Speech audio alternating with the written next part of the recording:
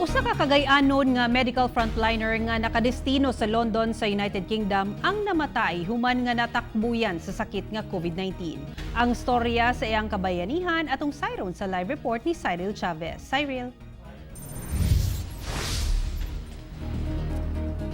Yasarawa gayud damha sa inahan ni Kenneth Lambatan, ang nurse nga namatay sa London tungod sa COVID-19 nga kini na ang pinakasakit nga Mother's Day sa iyahang kinabuhi.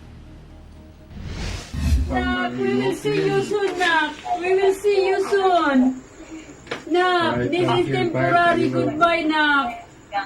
We will see you soon. Kini ang mga ulahing panghitabo diyang kaistorya ni Kenneth Lambatan ang iyahang inahan.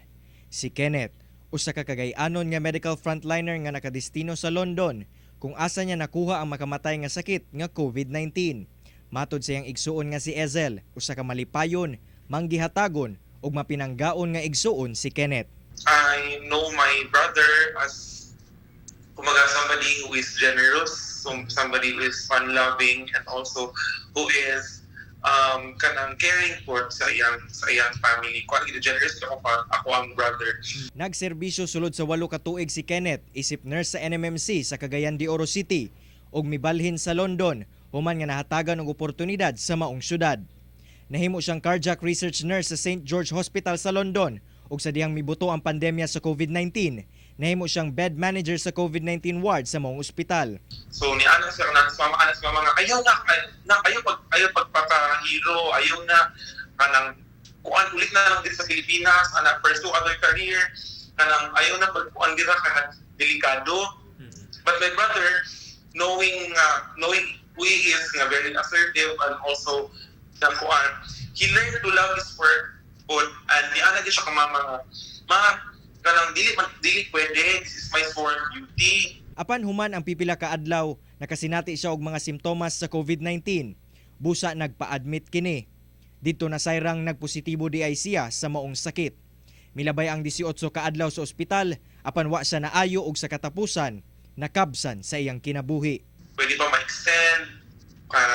I-try na si mama actually nga kung pwede bang i-continue na lang. Mula dito siya, we're just prolonging the agony. So the family had to make the difficult decision. Sakit man pamalandungon, apan hinay-hinay nang gidawat sa pamilya ang nahitabo kang Kenneth.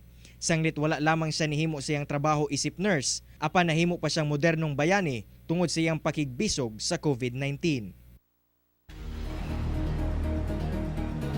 Sara, buot sa ipaabot sa pamilyang Lambatan ang ilang dakong pasalamat ngadto sa publiko og sa mga higala ni Kenneth nga dako kayog suporta gihatag ngadto kanila. Karon cremated na ang patayng lawas ni Kenneth og wala pay insaktong adlaw kung kano sa kini makabalik dinhi sa Cagayan de Oro City.